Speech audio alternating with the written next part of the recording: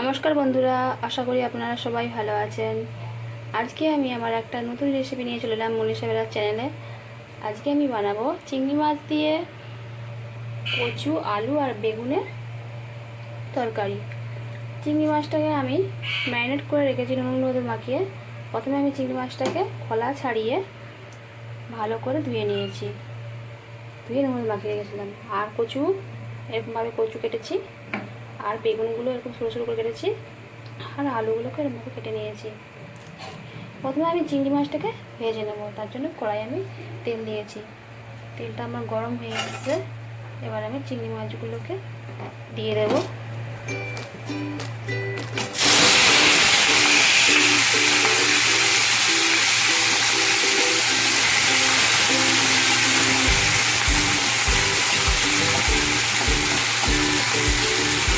চিংড়ি মাছটাকে আমি ভেজে নিচ্ছি ভালো করে।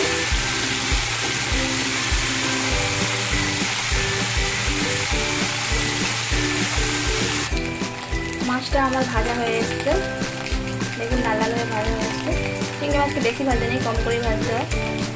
আমি মাছগুলো তুলে নিচ্ছি।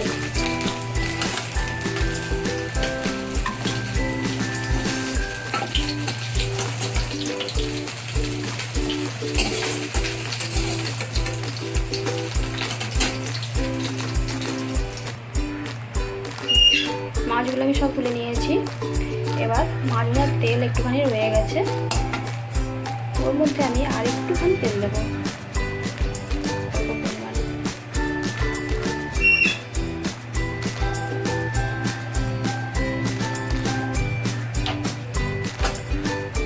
একটু তেল দিলাম, ওই তেলের মধ্যে আর একটু তেল দিলাম। তারপর ওই তেলটা একটু গরম হয়ে গেলে ওর মধ্যে আমি দিয়ে দিচ্ছি তেলের মধ্যে হলুদ একটু কম পরিমাণ। এবার আমি হলুদটা দেখুন তেলের মধ্যে গুলে গেছে। এর মধ্যে আমি সবজিগুলো সব দিয়ে দিচ্ছি, কেটে রাখা বেগুন, আলু আর কচু।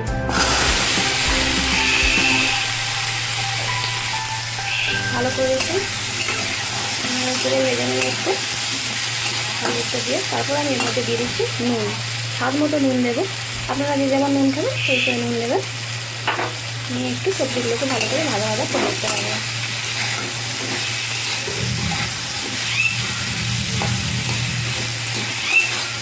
আর আমি ওই সরষেটা আর কাঁচা লঙ্কাটা আমি মিক্স করে নিচ্ছি। আপনারা সবজিটা ভাজা হয়ে গেলে এর মধ্যে একটু জল দিই, তারপরে সবজি পেস্টটা করে নেব। ভাজা ভাজা হয়ে এসছে, সবজিগুলো ভাজা ভাজা হয়ে এসছে। এবার আমি এর মধ্যে জল দিয়ে সেদ্ধ করে নেব সবজিগুলোকে। অল্প পরিমাণে জল দেবো, এটা মাখা মাখা হবে। জল দিয়ে আমি এটা থালা ঢাকাতে দিচ্ছি। 10 মিনিট পরে আসছি করে আলুটা সেদ্ধ হলো কিনা দেখবো।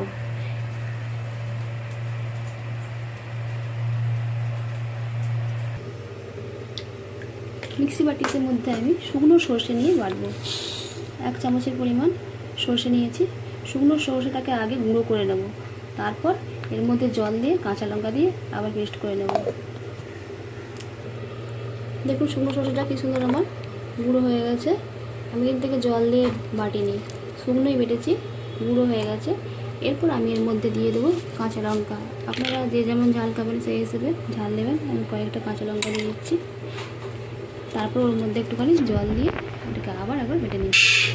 এবার আমি খুলে দেখবো 10 মিনিট হয়ে গেছে আমার সেদ্ধ হলো কিনা।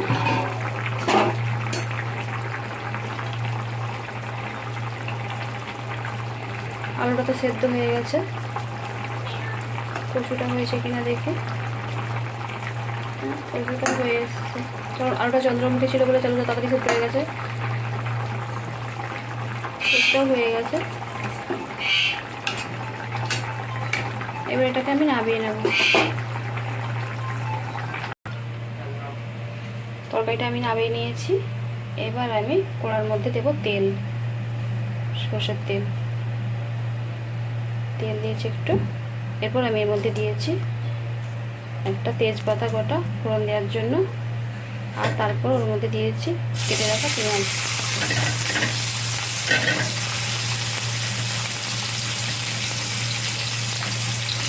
পেঁয়াজটাকে একটু ভালো করে নেড়ে চেড়ে ভেজে নেব।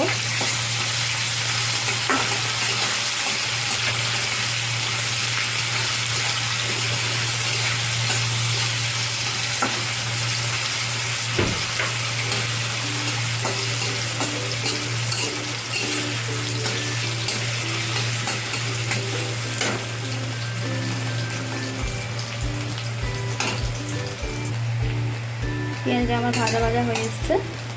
এরপর আমি ওর মধ্যে একটুখানি দিয়ে দিচ্ছি জিরে পাউডার বা জিরে গুঁড়ো।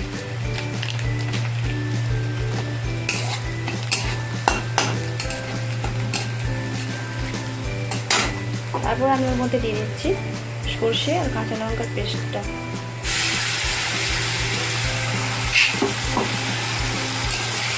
সেটাকে বেশি নাড়বো না, অল্প একটুখানি নাড়বো।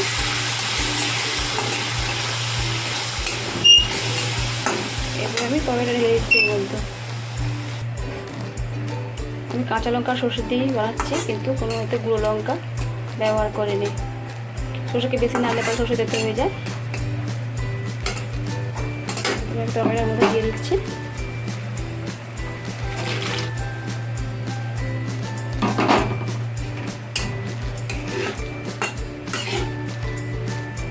মাছটাও দিয়ে দিচ্ছি, দিয়ে ফুটে গেলে পরে এবার নামিয়ে নেব তরকারিটা। তরকারিটা আমার ফুটে গেছে, এবার আমি নামিয়ে নেব।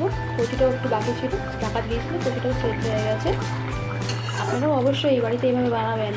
আর কেমন লাগলো অবশ্যই কমেন্ট করে জানাবেন, লাইক করবেন, শেয়ার করবেন, আর ভালো লাগলে পরে সাবস্ক্রাইব করবেন চ্যানেলটিকে। আর নতুন ভিডিও পাওয়ার জন্য অবশ্যই ভিডিওটিতে লাইক, কমেন্ট ও শেয়ার করবেন। আর কেমন লাগলো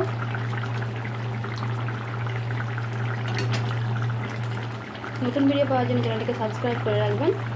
আর লাইক, কমেন্ট, শেয়ার অবশ্যই করবেন। আর কেমন লাগলেন বাড়িতে বানিয়ে আপনারা খাবেন আর কমেন্টে জানাবেন। তরকারিটা আমি নামিয়ে নিচ্ছি।